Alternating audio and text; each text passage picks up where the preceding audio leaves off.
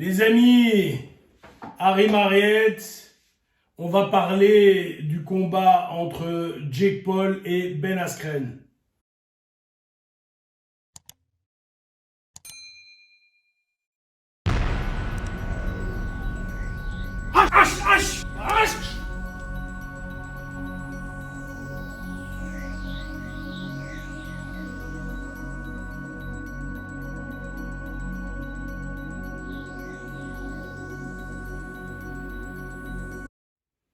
Voilà, cette nuit a eu lieu le combat entre un YouTuber qui avait fait 2 combats avant et Ben Askren qui est je ne vais pas dire un vétéran, mais oui, qui est quasiment un vétéran de l'UFC, qui a été au niveau olympique en lutte, etc. Et donc on va comparer quelqu'un, je parle ici de Ben Askren, qui est logiquement un professionnel du fight. Alors, sa spécialité au départ, c'est la lutte. Mais quand tu viens au MMA, eh ben, MMA, comme son nom l'indique, c'est mix. Hein. Il y a la lutte, il y a la boxe, il y a le pied-point, il y a tout. Un YouTuber, en fait. Tu vas comparer ces 2 personnes-là. Si je te raconte ça dans une soirée ou dans un bar, ben, quelque part, tout le monde rigole. Et tout le monde est certain que le fighter, donc Ben Askren, va gagner. Et d'ailleurs, moi, je m'étais dit, oui, évidemment, il va gagner. C'était assez logique. Heureusement, je n'ai pas parié. Donc, le résultat du match, c'est KO à la première reprise. À la première reprise. Par Jake Paul. L'arbitre l'arrête, mais il a bien raison de l'arrêter. S'il ne l'arrêtait pas, il a bien raison. Donc, c'est bien. C'est bien fait. Ce que je ne comprends pas, je comprends pas plusieurs choses. Alors, je vais faire une vidéo là-dessus, sur l'UFC, qui n'est pas du sport. Et vous la verrez bientôt, mais ce que je ne comprends pas, c'est l'irrespect total de la part de Ben Askren pour sa discipline de cœur, le MMA. Je m'explique. Jake Paul, qui est un YouTuber, est arrivé affûté à mourir. Il avait un physique vraiment, tu voyais que le gars était affûté, qu'il s'était entraîné. Et le pauvre Ben, tu avais l'impression qu'il sortait d'un bar et qu'il avait bu 2 pintes de bière juste avant, quoi. Il avait un petit bidou, pas de muscles dessinés, rien. Alors, moi je suis le premier à dire que ça ne veut rien dire, mais je pense qu'il y en a un qui a pris le combat très au sérieux, c'est Jake Paul, et un qui ne l'a pas pris du tout au sérieux. C'est le Ben Askren. Et en réalité, dans la conférence de presse, il dit qu'il a gagné de l'argent, voilà. Je pense qu'il a pris 500 000 $ pour le combat. Et à un moment, l'argent, moi je comprends ça. Je suis le premier à... D'ailleurs, si vous me voyez moins, c'est parce que justement, j'entreprends plein de choses pour gagner ma vie, etc. Mais, donc je comprends bien que l'argent est important. Je le comprends, je ne suis pas un idiot. Mais faire des choses qui vont à l'encontre de moi, à l'encontre de ce que je crois, pour de l'argent, c'est quasiment pire que de la prostitution, quoi. C'est-à-dire que je suis prêt à faire n'importe quoi pour du fric, même à me faire casser la gueule, à mettre ma légende quelque part voilà, tout ce qu'on va retenir de lui. Je suis désolé, hein, pourtant il a gagné plein de combats en UFC, etc.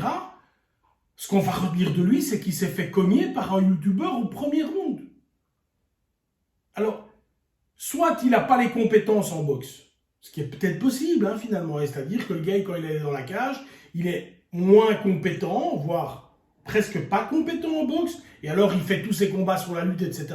Ok, mais alors, même pour 500 000 $, tu ne vas pas te mettre face à quelqu'un qui s'entraîne en boxe correctement. Je ne vais pas dire que c'est un bon boxeur, mais qui s'entraîne correctement. Tu ne le fais pas. Tu ne le fais pas.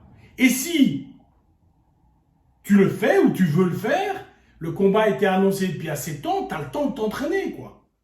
Tu as le temps de venir, de lever tes mains, de bouger un peu, tu as le temps de faire quelque chose. Et visiblement pas. Visiblement pas. Quelle honte Quelle honte! Alors, c'est une courte vidéo, je ne vais pas en faire des tonnes là-dessus, mais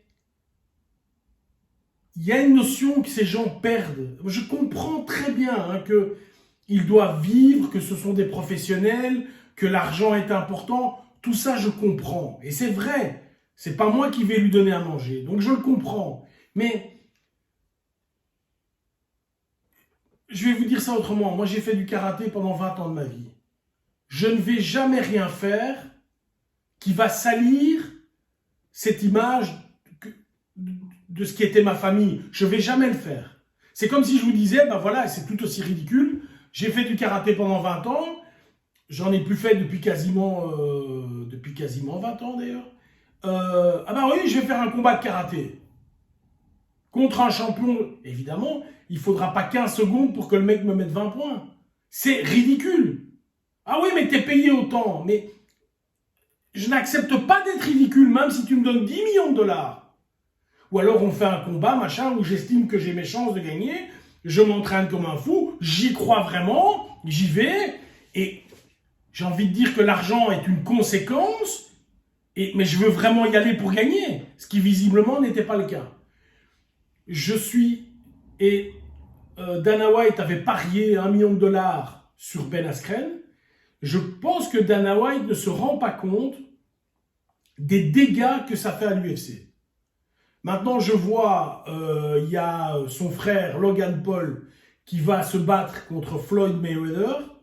Donc, Floyd Mayweather, c'est l'homme qui n'a jamais perdu, qui va se battre contre Logan Paul, l'homme qui n'a jamais gagné. Je ferai une vidéo là-dessus aussi. Là encore, au niveau de la boxe, c'est pas bon. C'est pas bon. Francis Ngannou veut se battre contre Tyson Fury. Je comprends pourquoi Francis veut le faire. Parce qu'il sait très bien qu'un match comme ça veut dire au moins 15 millions de dollars pour lui. Et je comprends un gars comme Francis qui, d'où il vient, se disent, ben voilà, moi en faisant ce combat-là, un combat, je me mets peut-être lifetime à l'abri. Mais évidemment, si demain il y a un combat entre Francis Ngannou et Tyson Fury, évidemment, en boxe, hein, j'entends, évidemment que Francis n'a aucune chance. Il n'a aucune chance. Aucune, zéro. Zéro. Ou alors la boxe, ça veut vraiment plus rien dire. Mais ce sont des disciplines différentes. Ce n'est pas parce que je suis champion cycliste que je vais pouvoir être pilote de Formule 1. Ça n'a rien à voir. Même si effectivement, c'est sur une piste et qu'on doit aller vite, ça n'a rien à voir. Et donc, je suis déçu de voir ce que je vois et je trouve ça, à la limite, honteux de la part du combattant. Honteux. L'idée même était honteuse. Le fait d'avoir perdu, c'est encore plus grave, mais l'idée de le faire était déjà bête au départ. Voilà. Allez, je vous laisse les gars. Bye bye.